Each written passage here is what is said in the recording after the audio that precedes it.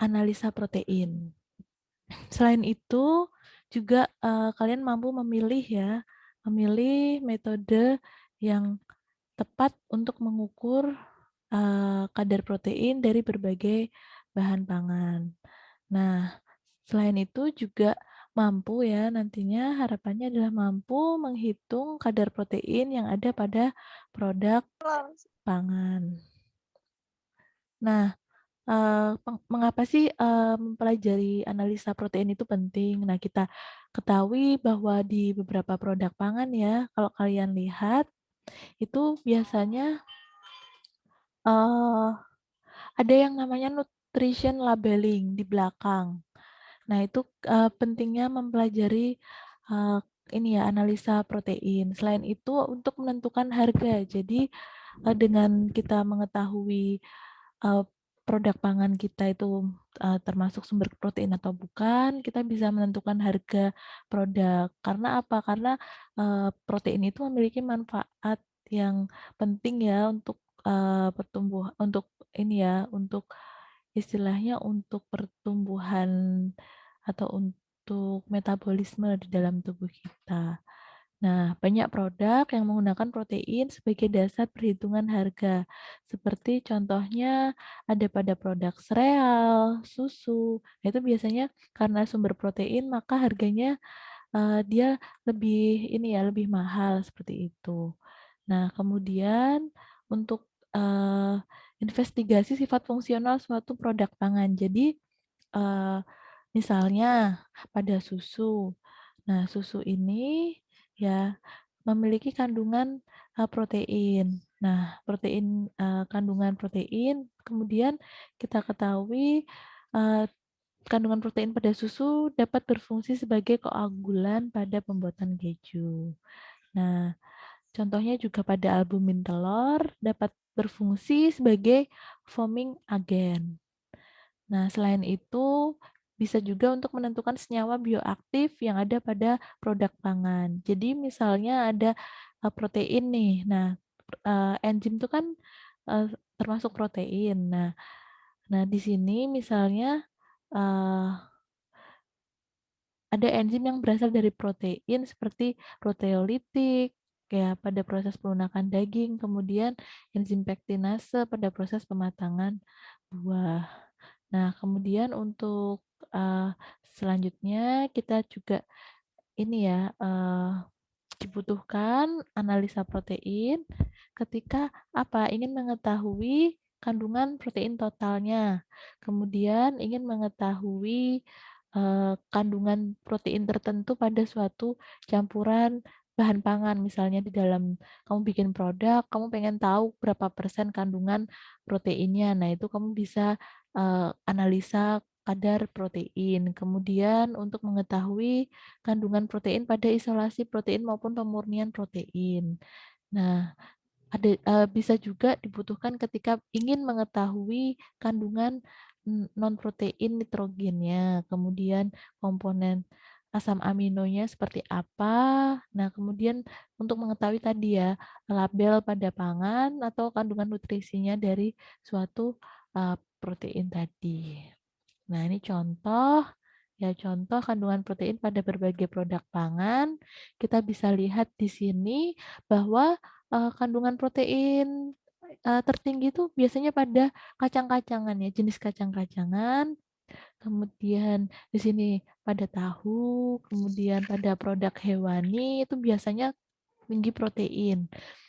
Produk hasil ternak ya seperti susu, nah keju, yogurt itu biasanya proteinnya juga cukup tinggi. Kemudian beberapa sereal seperti pada gandum ya itu biasanya dia tinggi protein.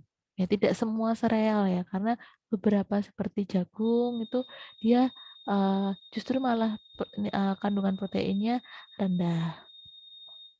Nah, kemudian pada buah-buahan memang kandungan proteinnya dia lebih rendah karena memang mengandung senyawa lain yang lebih kepada vitamin dan juga air biasanya yang tinggi kalau pada buah dan sayur.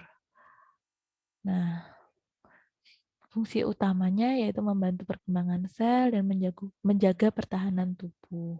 Nah, kita ingat-ingat lagi ya untuk susunan struktur dari protein sendiri. Ada yang namanya asam amino. Nah, asam amino ini terdiri dari gugus amina, gugus karboksil, dan juga rantai samping. Nah, rantai samping inilah yang membedakan antara asam amino satu dengan asam amino lainnya. Nah, untuk, asam amino ini, eee, akan digabungkan atau, terjadi ikatan, namanya ikatan peptida, sehingga membentuk, yang namanya, suatu struktur primer protein ya. Jadi struktur primer protein itu adalah gabungan dari beberapa asam amino yang dihubungkan oleh ikatan peptida, seperti itu ya. Ini sedikit overview pada materi perkuliahan sebelumnya. Nah, untuk metode analisanya, itu ada yang namanya kualitatif dan ada yang namanya analisa kuantitatif ya. Nah, untuk kualitatif ini ada analisa Biuret dan juga analisa Ninhydrin. Dan untuk analisa kuantitatifnya nanti ada eh, kita sering dengar ya, Kedel method, kemudian Lowry method dan juga titrasi formol. Nah, yang sesuai dengan AOAC ini biasanya yang adalah yang metode Kedel seperti itu. Nah, masing-masing analisa ini disesuaikan dengan target yang ingin diketahui ya. Misalnya pada metode Biuret, nah ini prinsip dasarnya adalah mengukur banyaknya ikatan peptida yang berikatan dengan ion kupri ya. Nah, ini kita ketahui dulu bahwa ada yang namanya reaksi Biuret. Jadi ada reagen Biuret. Nah, reagen Biuret ini ada komposisi tertentu yaitu campuran dari NaOH, kemudian CU asam CuSO4 atau kuprisulfat, kemudian atau ditambah dengan garam yang namanya rohel garam ya. Nah, itu disebut dengan reagen Biuret. Jadi sudah ada komposisinya, kemudian biasanya kita nyebutnya reagen Biuret. Kemudian nanti terjadi perubahan warna ya. Perubahan warnanya adalah ungu dalam suasana basah. Ini kalau terjadi perubahan warna ungu, itu menandakan bahwa eee, adanya ikatan peptida. Nah, semakin pekat warnanya, maka ikatan peptidanya akan semakin banyak, seperti itu. Nah, ini metode dari Biuret contohnya seperti ini, yaitu sampel ditambahkan dengan, reagen Biuret, kemudian diaduk, ditunggu selama, kurang lebih 1 jam ya. Nah, untuk kualitatif ini bisa seperti itu saja. Jadi kita lihat perubahan warnanya, kemudian, oh ini ternyata memang ada ikatan peptidanya, namun bisa juga diukur absorbensinya. Nah, namun, eee, ketika kita mengukur absorbensi, sebenarnya yang optimal adalah dilanjutkan dengan metode Lowry. Nanti kita pelajari. Jadi, eee, metode Lowry ini dia adalah metode gabungan dari metode Biuret, kemudian nanti diukur absorbensinya, kemudian ditambah dengan, reaksi, Volin ya, biasanya Volin-Lowry namanya, seperti itu. Nah, ini prinsip kerjanya.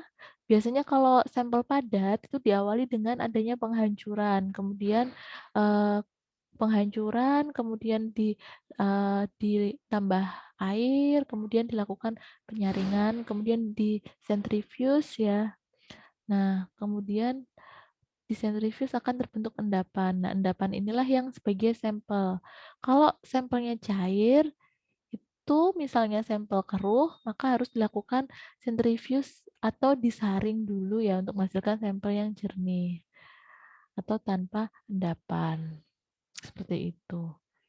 Nah, ini persiapan sampelnya untuk metode Burette, yaitu ekstraknya tadi ditimbang, dimasukkan ke dalam tabung reaksi, ya kemudian ditambah air sampai dengan volume total 1 mili.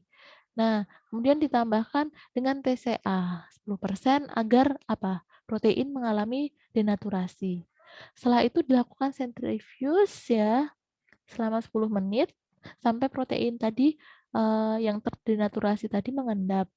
Nah, sehingga terbentuk ini ya, 2 fase ya. Nah, supernatannya dibuang. Kemudian di dalam endapan tadi ditambahkan 2 mili etil ether, kemudian disentrifuge kembali untuk menghilangkan residu TCA-nya, kemudian dibiarkan mengering. Nah, ke dalam endapan kering tadi ditambahkan air, kemudian dicampur hingga merata, jadilah sebuah sampel. Nah, kemudian dari sampel tadi ditambah 6 mili pereaksi piuret. Kemudian eh, dalam reaksi ini dibuat ini ya dalam keadaan alkali. Kemudian eh, dilihat ya perubahan yang terjadi.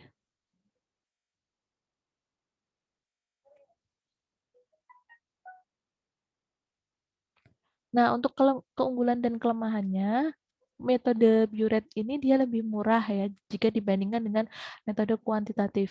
Yang namanya metode kualitatif memang selalu lebih murah. Kemudian spesifik sebenarnya ya terhadap protein karena dia bereaksinya terhadap ikatan peptida.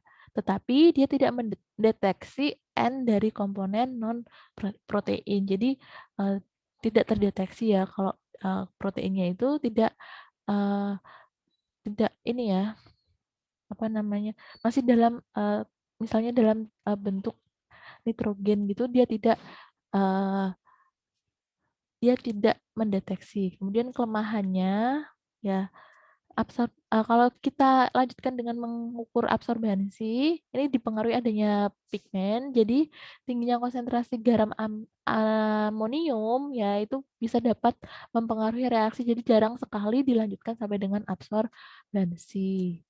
Nah, ini warna yang terbentuk berbeda pada protein yang berbeda. Jadi eh, tergantung pada itu tadi ya ikatan peptida yang terbentuk.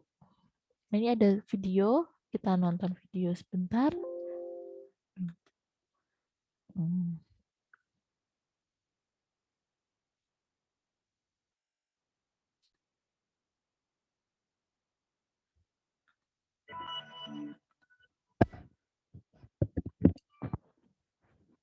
Chemical test used to determine the presence of peptide bonds in a substance.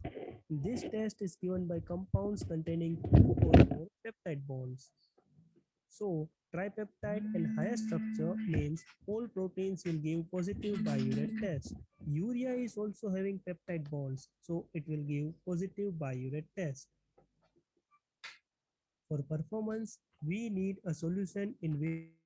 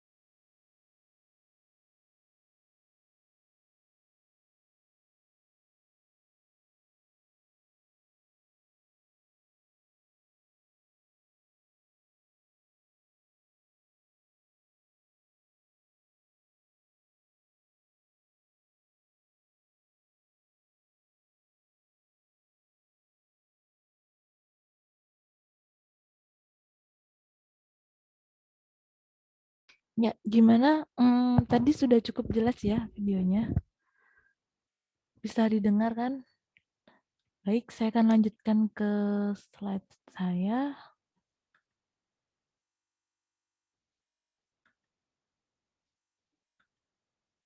Nah, untuk selanjutnya adalah metode ini ya, metode ninhidrin. Jadi, selain metode Biuret, ada metode, untuk kualitatif untuk menentukan kadar protein, namun ini yang ditentukan adalah, kandungan asam amino bebasnya. Nah, kemudian di sini asam amino bebas ini memiliki, gugus amina yang tidak digunakan untuk membentuk ikatan peptida dengan asam amino lainnya. Nah, adanya asam amino bebas pada uji ninhidrin ini ditunjukkan dengan pembentukan warna biru atau ungu sampel. Ini ya reaksinya, reaksi ninhidrin ditambah dengan asam amino akan terbentuk, eee, warna biru. Nah, ini ada pun caranya sama ya, sampel yang sudah dipreparasi ditambah dengan larutan ninhidrin, kemudian diamati perubahan yang terjadi, dipanaskan selama 10 menit untuk, melakukan ini ya, denaturasi protein, kemudian diamati perubahan warna sebelum dan sesudah dipanaskan. Nah, ini kita juga mau lihat video lagi ya.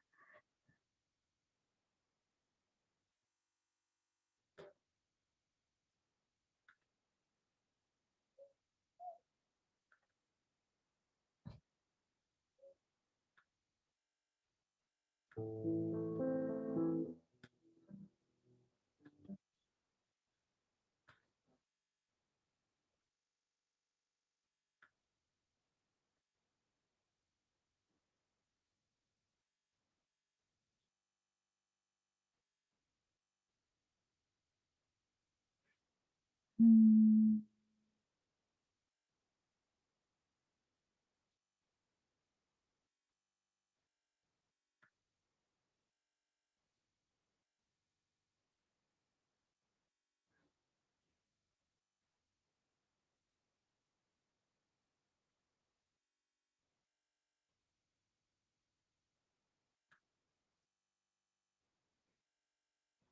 Ya, sudah terlihat?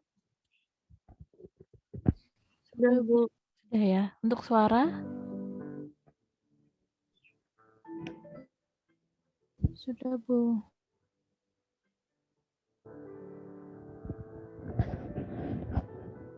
Most alpha amino acids, except proline, react with ninhydrin. The three test tubes contain solutions of the alpha amino acids glycine, aspartic acid, and arginine. A few drops of ninhydrin solution in ethanol are added to each of them. Each mixture is heated to boiling. The appearance of purple or red color confirms the presence of alpha amino acids. The production of this reaction is a bluish purple to red colored iminoderivative. Ninhydrin condenses with the alpha amino acid to form a Schiff base. This step is possible only for ammonia and primary amines such as amino acids. Decarboxylation follows, and the result is a secondary iminoderivative, which on its part undergoes hydrolysis, yielding the aldehyde and an intermediate amine. When this intermediate interacts with the new molecule of ninhydrin, the purple-colored product is formed. The reaction with ninhydrin is very sensitive, and it provides a possibility of testing amino acid concentration as little as 0.1 micromoles per liter. It is used to visualize amino acids in paper chromatography. Samples of amino acids or mixtures of amino acids are applied along a line near the bottom of a rectangular sheet of paper called the baseline. The bottom edge of the paper is immersed in a buffer solution.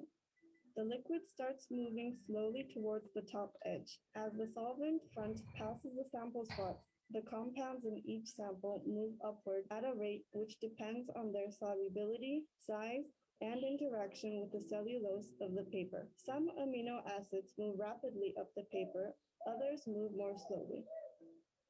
When the solvent stops moving, The chromatogram is developed by drying, spraying with ninhydrin, and heating to about 105 centigrade. Thus, the spots become visible. Ninhydrin reacts with amino acids to give colored purple compounds. The distance traveled by the amino acid relative to the distance traveled by the solvent front is called the RF value, or the retention factor. Every amino acid has a specific RF value for every specific solvent and solvent concentration. This is used to separate an amino acid from the rest in the mixture and to identify it as well.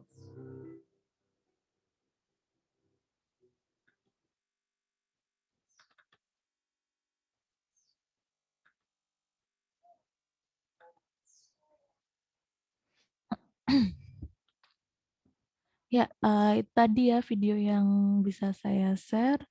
Nah, untuk ninhydrin ini memang bisa juga dilakukan dengan metode kromatografi lapis tipis ya. Nah, kalian sudah pelajari kan ya metodenya. Jadi dilihat, dihitung ini RF-nya ya. Nah, untuk metode selanjutnya, sebentar. Kalau misalnya ada pertanyaan, silahkan bisa langsung ditanyakan.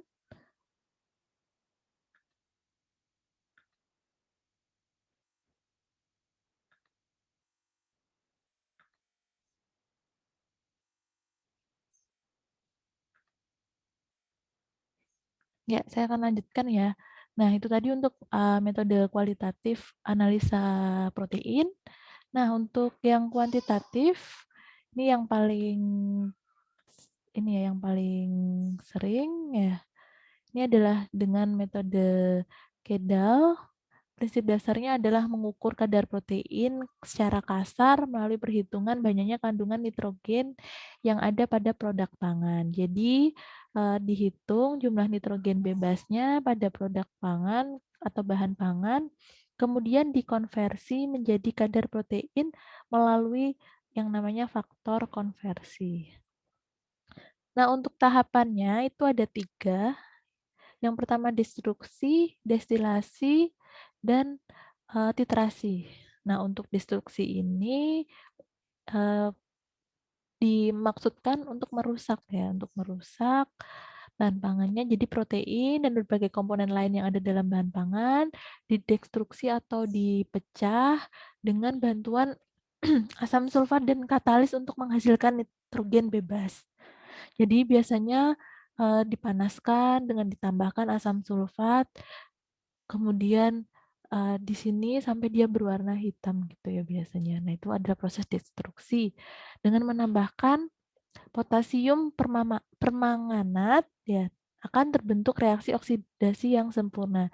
Jadi tadi asam sulfat dan katalis basa untuk menghasilkan nitrogen bebas, kemudian ditambahkan lagi potasium permanganat ya untuk membentuk reaksi oksidasi yang sempurna.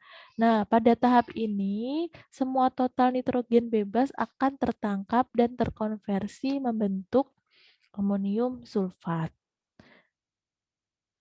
Nah, selanjutnya akan dilanjutkan dengan proses destilasi.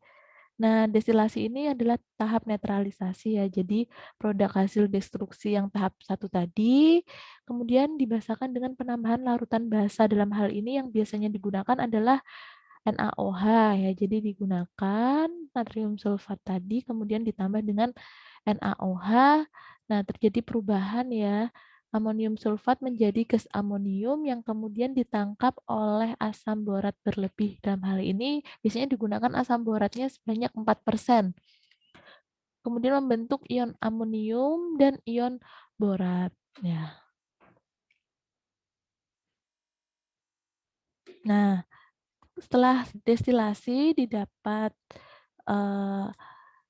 hasil ya. Kemudian ion amonium borat tadi kemudian dititrasi dengan menggunakan HCl. Ya, HCl standar. Nah, banyaknya ion amonium borat yang berikatan dengan asam diasumsikan sebagai kandungan N pada bahan makanan. Jadi kadar ion hidrogen yang dibutuhkan untuk mencapai titik akhir titrasi setara dengan kadar nitrogen dalam sampel makanan. Jadi dicari ya hasilnya dari proses titrasi tadi. Nah, kemudian persamaan berikut dapat digunakan untuk menentukan kadar nitrogen dalam miligram sampel menggunakan eh, larutan HCl dengan normalitas tertentu untuk titrasi. Jadi bisa dihitung persen N-nya dengan memasukkan mili HCl dari proses titrasi tadi dikurangi mili blanko dikali normalitas ya dikali 14,007 dan dikali 100 dibagi dengan miligram sampelnya, begitu. Untuk reaksi Kidal ya. Jadi ada reaksi pertama, protein dinaturasi dulu, kemudian hasil denaturasi dilakukan destilasi. Nah, dari hasil destilasi tadi kemudian dititrasi. Nah, kemudian hasil titrasi tadi ya diukur uh, untuk hasil titrasinya dimasukkan dalam perhitungan, dihitung sebagai persen dari nitrogen. Nah, ini untuk faktor konversi masing-masing bahan pangan itu berbeda ya. Ini ada uh, bisa kalian cari nanti untuk faktor konversinya. Jadi persen proteinnya adalah persen dari N tadi dikali dengan faktor konversi seperti itu. Ini ya untuk contoh alat yang digunakan. Jadi ketika kita melakukan destruksi itu uh, seperti biasa ya. Jadi labu gedalnya dipanaskan ya. Kemudian di sini dilakukan untuk merusak sampel ya. Jadi komponen-komponen yang selain N tadi ya. Nah itu dia dirusak ya dengan menggunakan asam kuat. Nah, kemudian dilakukan proses destilasi ya. Destilasi, gambarnya bisa kalian lihat. Ya, di sini sampel hasil hasil destruksi tadi dimasukkan ya.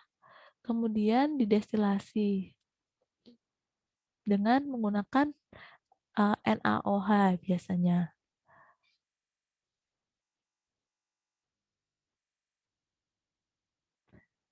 Nah, biasanya untuk destilasi ini sampelnya dimasukkan ke dalam sini ya.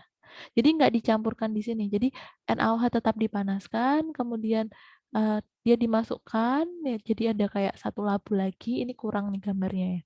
Nah itu nanti untuk memasukkan sampel hasil destruksi.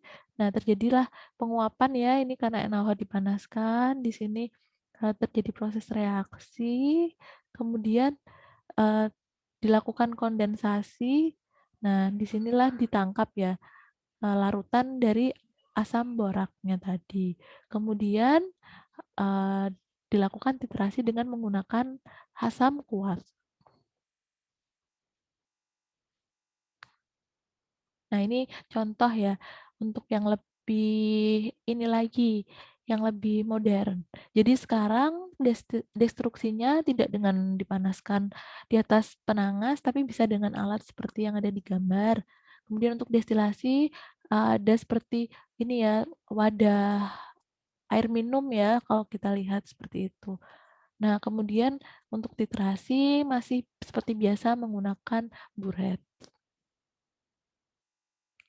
Apa keunggulannya dapat diaplikasikan pada semua jenis produk pangan. Kemudian tidak mahal dan juga akuratnya untuk mengukur kadar protein kasar. Untuk kelemahannya bisa dia hanya mengukur ya. Jadi mengukur semua yang total N-nya. Nah, senyawa lain yang memiliki N terukur sebagai protein. Nah, ini yang harus diwaspadai. Kemudian membutuhkan waktu yang lama. Namun ya, misal saya dulu eh, ini ya melakukan sendiri ya analisa kadar protein dengan kidal. Saya juga pernah ini juga apa istilahnya mendampingi praktikum secara langsung. Jadi memang kalau praktikum tuh misalnya mahasiswanya 100 ya saya dulu di swasta mahasiswanya banyak.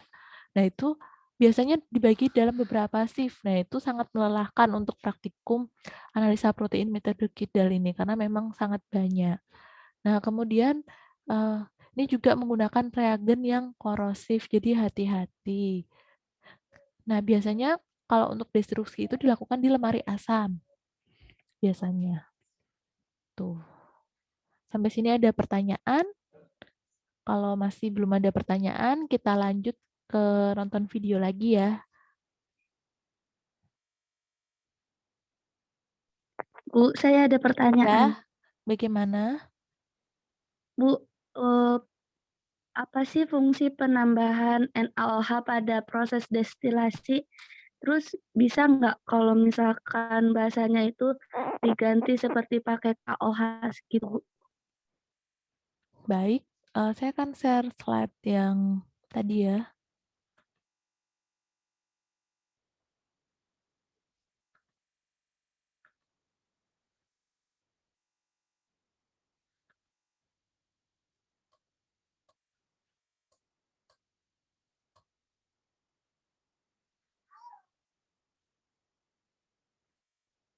Nah, ketika kita destruksi itu akan terbentuk ya amonium sulfat. Nah, sifatnya apa? Sifatnya asam. Nah, kemudian kan destilasi ini proses tujuannya apa? Untuk menetralkan. Nah, jadi produk hasil destruksi tahap pertama itu kan awalnya adalah dia kan sifatnya asam. Kemudian kita ingin menetralkan, otomatis kita butuh basa dong di sini. Nah, di sini bisa ditambahkan dengan biasa ditambahkan dengan basa kuat ya NaOH. Kenapa pakai NaOH? Karena yang dia tuh dalam jumlah banyak itu murah ya. Boleh sih diganti dengan KOH, boleh gitu ya. Jadi di sini maksudnya adalah ya kenapa NaOH? Ya karena memang dia murah dalam dalam jumlah banyak. Karena kan kita butuh di dalam proses destilasi itu yang di labu alas bulat yang dipanaskan ya, yang digambar ini. Ya, sebentar. Yang digambar ini itu kan dia butuh banyak karena kan memang kita panaskan ya. Walaupun nantinya ketika kondensasi dia balik lagi ke sini. Ini juga kurang nih gambarnya. Jadi ada selang harusnya. Ada selang ya. Nantinya dia balik lagi masuk ke sini. Ya, jadi ini gambarnya kurang. Nah, kalau gambarnya seperti ini, kan dia nggak ada selang nih masuk, berarti kan kebuang. Otomatis harus ditambah-tambah terus. Tapi sebenarnya bisa diakali dengan cara ada selang lagi untuk masuk ke sini. Jadi masuk ke sini. Jadi prosesnya itu sirkulasinya secara kontinu gitu ya. Jadi di mana ini kan kondensornya ini kan dingin. Nah, ketika diberi kondensasi, maka kan terjadi awalnya kan penguapan, maka kan berubah menjadi ini ya air ya di sini. Nah, ini biasanya eh, ada biasanya ya di sini tuh yang namanya NaOH nanti akan balik lagi ke sini ya. Nah, bisa saja ya, bisa saja NaOH-nya ikut ke sini ya. Jadi makanya tadi sorry sorry maaf maaf. Bukan gitu ya. Ini tuh selangnya untuk in out. Jadi airnya masuk, kemudian masuk lewat sini, kemudian dia akan keluar masuk lewat sini, dia akan keluar lewat sini. Nah, untuk NaOH-nya dia tetap akan terbawa ya di sini dalam bentuk larutan tadi asam boratnya. Nah, bisa diganti dengan basa kuat lainnya. Ya, bisa diganti dengan basa kuat lainnya. Namun ya tadi murah ya karena memang ini tidak bisa direfill, tidak bisa direfill. Yang prosesnya kontinu itu adalah di kondensornya. Jadi hanya bisa ditambah-tambahkan seperti itu. Gimana kira-kira? Sudah terjawab. Jadi kenapa pakai NaOH? Karena proses destilasi itu adalah untuk menetralkan ya. Tadi eh, didapat ya untuk destruksinya dia sampelnya adalah asam sifatnya. Amonium sulfat seperti itu. Baik, Bu. Terima kasih atas Ya. jawabannya. Gimana kita lanjut ya? Kita lanjut.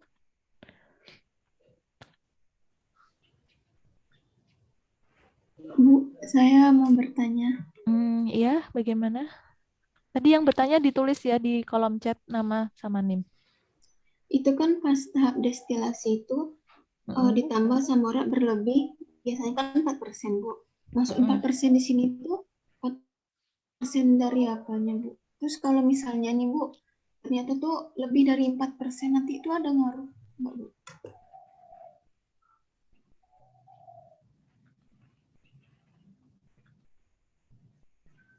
Yang mana? Yang asam borat ya? Iya, Bu, yang pas destilasi.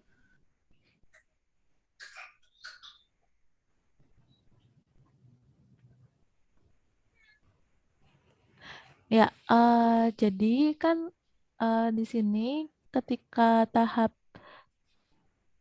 semua total nitrogen bebasnya kan terperangkap ya kan membentuk amonium sulfat di tahap destruksi. Nah, kemudian untuk hasil destruksi kemudian kan dibasahkan dengan natrium hidrosidanya kan, NaOH kan. Nah, pada tahap ini terjadi perubahan amonium sulfat menjadi gas amonium, kemudian ditangkap oleh asam asam borat berlebih ya, 4%. Ini saya lupa ya perhitungannya 4% itu bagaimana. Cuman di sini nantinya ya eh, apa namanya? Dia kan membentuk ion amonium dan ion borat. Nah, ini reaksinya di sini ya. Jadi asam boratnya kemudian akan membentuk amonium dan ion boratnya. Nah, nanti seperti kalau tidak salah nanti coba dicek ya. Saya agak lupa kalau tidak salah itu tuh awalnya asam boratnya tuh warnanya hijau. Nah, ketika nanti apa eh, di dia menangkap ya menangkap NH3 ya dan terjadi reaksi sehingga membentuk ion amonium dan ion borat, itu akan berubah warna menjadi pink ya. Nah, akan berubah warna menjadi pink. Nah, pada saat dia mengalami perubahan warna tadi, nah itu biasanya tahap destilasinya dia dihentikan. Biasanya seperti itu. Nah, cuman di sini untuk 4%-nya bagaimana? Nah, itu saya agak agak lupa ya. Cuman perhitungannya memang eh ya kurang lebih 4% begitu ya ditangkap oleh nanti coba coba saya cek ya jadi eh, untuk perhitungannya apakah bisa lebih atau kurang saya lupa di sini untuk asam boratnya namun prosesnya adalah ditangkap di asam boratnya untuk membentuk tadi untuk membentuk ion amonium dan ion borat nanti ketika dia netral ditandai dengan perubahan warna di asam boratnya tadi jadi asam boratnya itu ditaruh di eh kidal di ini ya di destilasinya yang di Erlennya itu. Itu biasanya isinya adalah larutan asam borat seperti itu. Ya, jadi nanti coba saya cek lagi ya, apakah harus 4% atau bisa dimodifikasi sesuai kebutuhan. Saya lupa untuk itu. Karena sudah lama juga saya nggak praktikum analisa protein kedal. Ada lagi yang ditanyakan? Yang barusan tanya tadi siapa? Saya izin bertanya, Bu. Ya, bagaimana?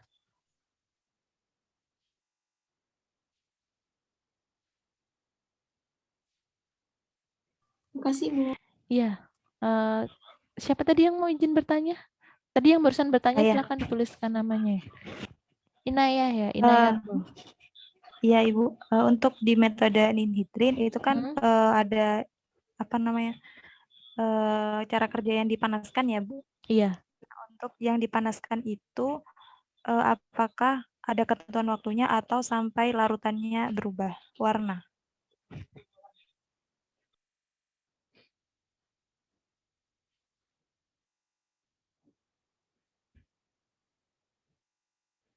Ya, baik. Siapa tadi yang tanya? Inayatul ya, Ini, Ibu. Inayah. Ya. Untuk uji ninhidrin memang dipanaskan untuk mempercepat reaksi sebenarnya. Jadi mempercepat proses reaksi kerja dari reagen buratnya ya. Nah, itu biasanya dipanaskan. Nah, kemudian biasanya kurang lebih 10 menit ya. Kalau misalnya 10 menit memang tidak ada perubahan ya berarti sampelnya itu tidak mengandung tadi asam amino bebas. Jadi tuh ketika dipanaskan belum tentu dia langsung berubah. Jadi bisa saja ketika dipanaskan 10 menit, kemudian dibiarkan dulu, nah itu akan mengalami perubahan secara perlahan. Jadi fungsinya dari apa namanya dipanaskan tadi adalah untuk mempercepat proses ini ya reaksi dari apa larutan anhidrinnya tadi ya supaya lebih cepat bereaksi dengan sampel. Bagaimana Inayah? Ada lagi yang ditanyakan? Iya, cukup Bu, insya Allah. Terima kasih Bu. Iya.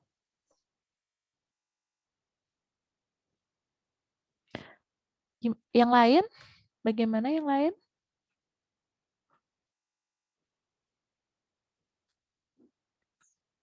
Kalau tidak ada yang ditanyakan, saya mau lanjut nih untuk nonton video. Bisa lanjut? Bisa, Bu. Ya, Bisa, Bu. ya, oke.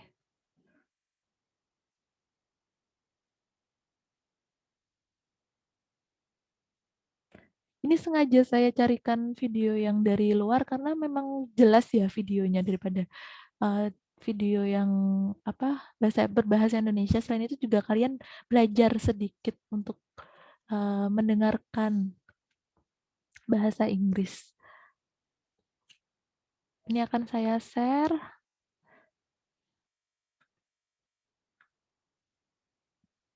Terlihat ya.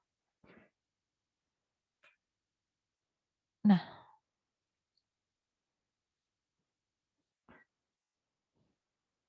ini metode Kedal ya.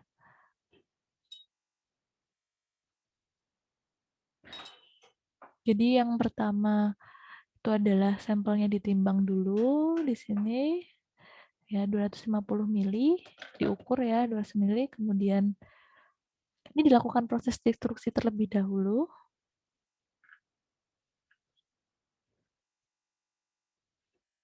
Nah, ini dia menggunakan K2SO4. Jadi bisa Na2SO4, K2SO4, yang penting asam kuat ya. Tadi ada yang menanyakan kan kalau misalnya NaOH diganti bisa diganti dengan bahasa kuat yang lainnya.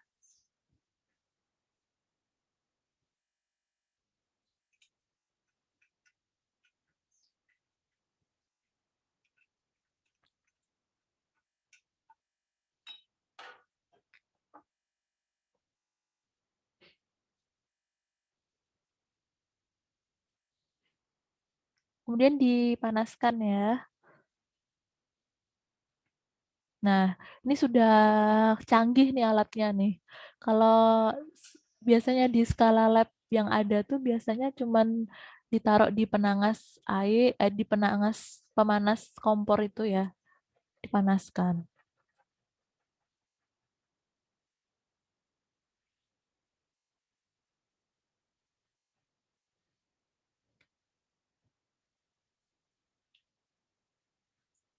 Ini sama,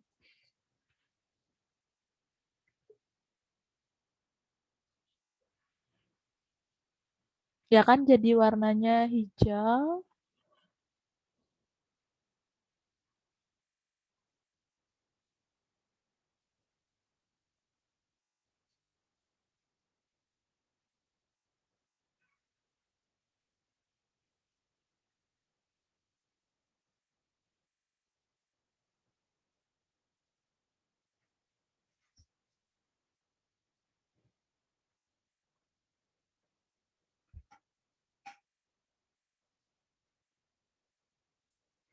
Terus dipindahkan untuk proses selanjutnya, yaitu proses destilasi.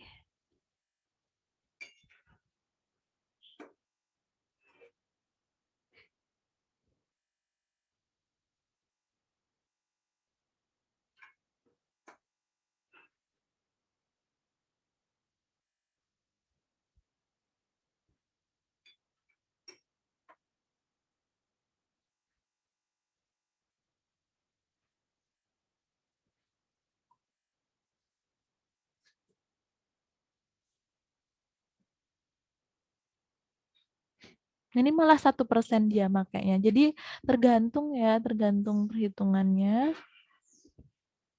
Kemudian diberikan pewarna indikator bromokresol merah atau biru.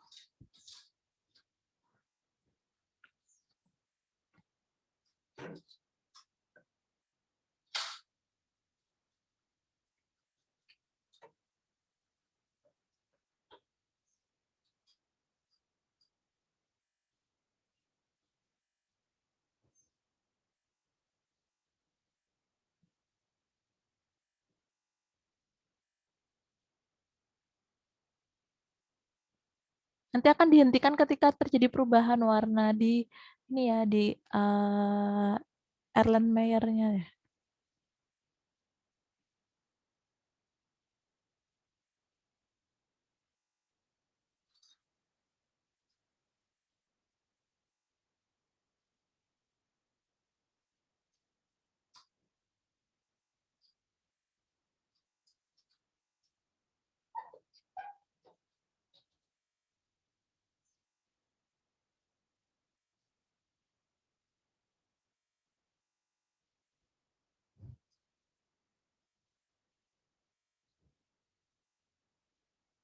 Jadi ini asam boratnya sudah menangkap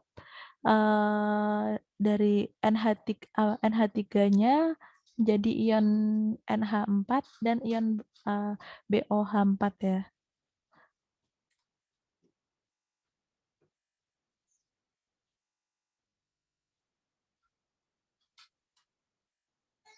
Nah, ini sudah selesai prosesnya.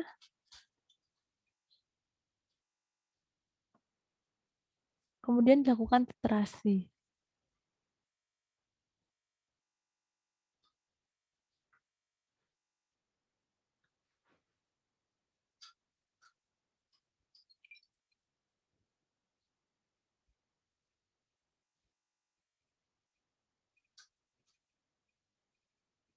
Ini juga titrasinya udah canggih.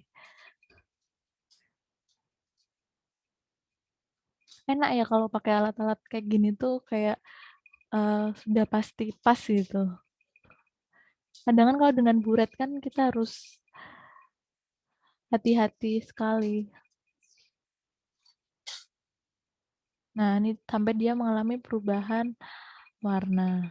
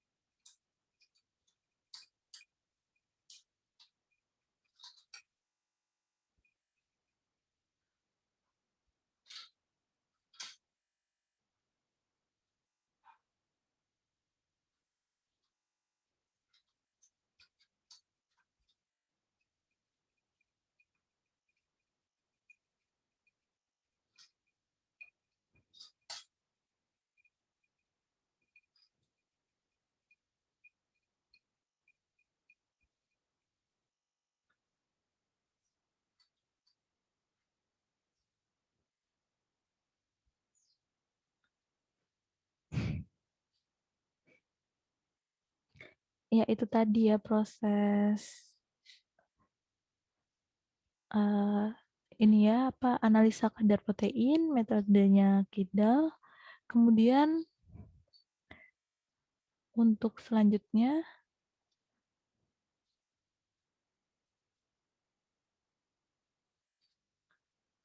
saya akan lanjutkan lagi ke slide.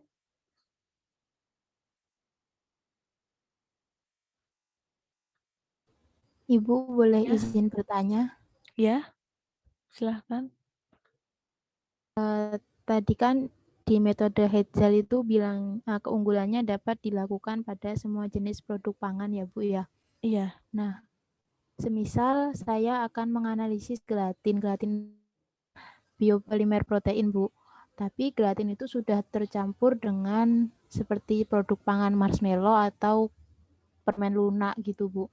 Nah, itu kira-kira saya kalau mau menganalisis proteinnya, mau menganalisis gelatinnya itu bisa menggunakan yang Biuret atau lebih ke Hetzel ya Bu?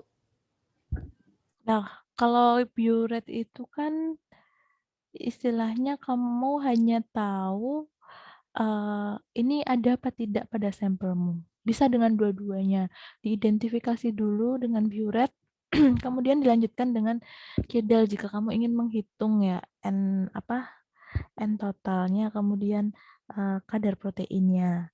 Nah, cuman bisa dipahami ya bedanya antara biuret dan juga, apa namanya, nanti akan kita pelajari, yang namanya metode Lori nanti ya. Jadi, kalau kamu mau data yang, apa, kuantitatif bisa dilanjutkan ya biuret, yaitu dengan metode Lori tadi, Lori yang nanti kita pelajari ya. Namun sekali lagi bisa dengan dua-duanya. Yang pertama identifikasi dulu dengan biuret, kemudian kamu, menentukan, kadar proteinnya adalah dengan KIDAL. Namun kamu juga harus tahu ya antara KIDAL itu dengan, metode kuantitatif lain seperti, Folin-Lori nanti kita pelajari habis ini.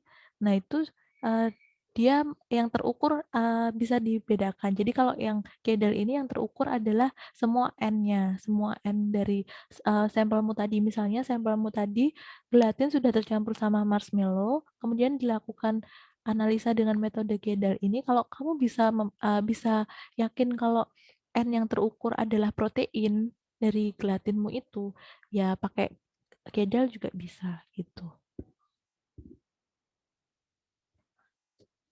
Bagaimana? Baik Bu, terima kasih atas jawabannya. Iya. Jadi, dipelajari dulu ya, kalau misalnya mau analisa sampel, targetnya mau apa sih yang mau dilihat. Nah, itu tergantung pada dari, target yang ingin kamu ukur, seperti itu. Nah, kita lanjutkan, yaitu metode Lori, biasanya disebut dengan Folin-Loris.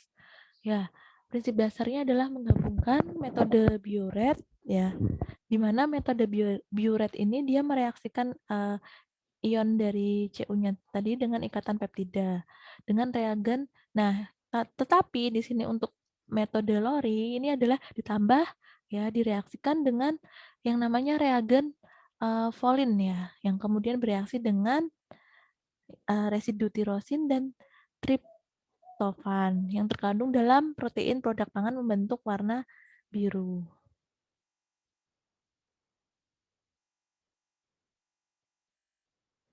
Nah, ini ya contoh, ini ya prosesnya ya.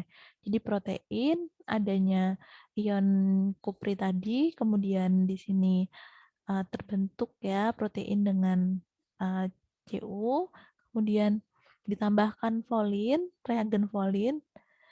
Nah, kan terbentuk warna biru, kemudian dibaca absorbansinya pada 620 panjang gelombangnya. Oh ya, sebelumnya pada saat ditambahkan dengan reagen Folin biasanya diinkubasi dulu ya pada suhu 50 derajat Celcius selama 10 menit. Nah, untuk analisa Lori ini memang tidak umum digunakan, tetapi digunakan pada reaksi biokimia protein, yaitu biasanya untuk protein yang telah dipurifikasi atau diisolasi. Nah, keunggulannya ini adalah sangat sensitif ya. Ini tidak terpengaruh adanya kekeruhan sampel.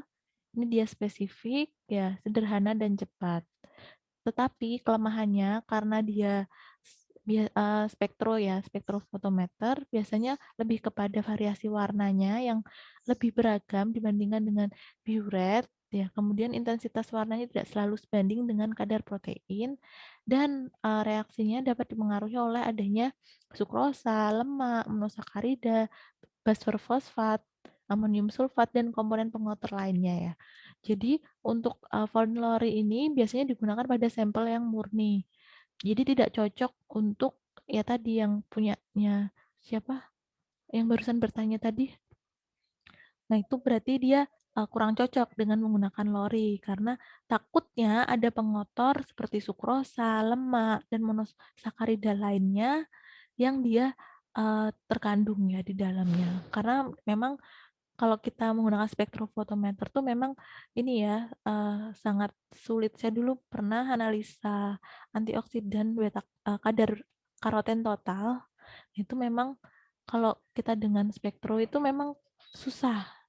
Istilahnya, banyak sekali hal-hal yang perlu dipertimbangkan. Jadi kalau misalnya sampel memang tidak murni, ya mending, menggunakan metode yang lain, seperti itu. Nah, ini untuk, yang barusan ditanyakan tadi, mungkin bisa gabungan antara Biuret dan juga Kidal. Jadi, bisa menggabungkan identifikasi dulu, ya secara kualitatif, kemudian di sini baru diukur kadar, proteinnya dengan N total tadi, itu. Ya, saya rasa sudah cukup jelas ya, Mbak, siapa tadi? Maulidana, Bu. Maulidana ya, iya. Iya. Nah, untuk analisa yang lain ya, ini ada yang namanya Bradford, ya. Ini, dia analisa protein juga, ya. Ini prinsip dasarnya adalah mengalami perubahan warna yang terjadi pada kromasin brilliant blue yang membentuk kompleks dengan protein dari warna kemerahan menjadi kebiruan. Jadi ini sama ya, ini ditambah dengan reagen yang namanya kromasin brilliant blue. Nah, kemudian dibaca panjang gelombangnya pada 465 sampai 595. Nah, kemudian untuk intensitas warna yang terbentuk sebanding dengan konsentrasi protein pada produk pangan. Biasanya digunakan untuk mengukur konsentrasi dalam jumlah yang kecil dari proses purifikasi enzim. Nah, ini contohnya prosesnya jadi protein, ditambahkan dengan, ini adalah reagennya ya, kromasin brilliant blue, ya maka kan terbentuk ya kompleks protein dengan kromasin brilliant blue berwarna biru. Kemudian diukur panjang gelombangnya. Untuk keunggulannya dia sangat cepat karena tinggal direaksikan saja dalam 2 menit ya. Kemudian reproducible, kemudian sensitif, tidak dipengaruhi oleh amonium sulfat, polifenol, dan karbohidrat. Nah, ini mengukur proteinnya, ini dia ukuran peptidanya memang dia lebih besar ya, yaitu 4000 Dalton. Kemudian kelemahannya ini mudah terganggu oleh ion dan non-ion deterjennya ya, seperti SDS. Nah, itu mudah terganggu. Kemudian harus menunggu, harus menggunakan kuvet yang gelas karena reagen dapat bereaksi dengan kuvet yang non-gelas. Nah, variasi warnanya yang terbentuk dia lebar, sama kayak analisa protein yang lainnya. Jadi semakin banyak kandungan peptidanya, itu biasanya dia akan semakin pekat ya warnanya, seperti itu. Nah, ini ada lagi yaitu titrasi formol. Ini prinsip dasarnya adalah menentukan proses terjadinya pemecahan protein dan kurang tepat digunakan untuk menentukan protein, karena di titrasi formol ini yang diukur adalah pemecahannya. Jadi kalau protein itu dia tidak terjadi pemecahan, maka dia tidak bisa terukur oleh titrasi formol. Nah, ini larutan protein tadi sebelumnya dinetralkan dengan NaOH, kemudian ditambahkan dengan formalin sehingga terbentuk dimetilol.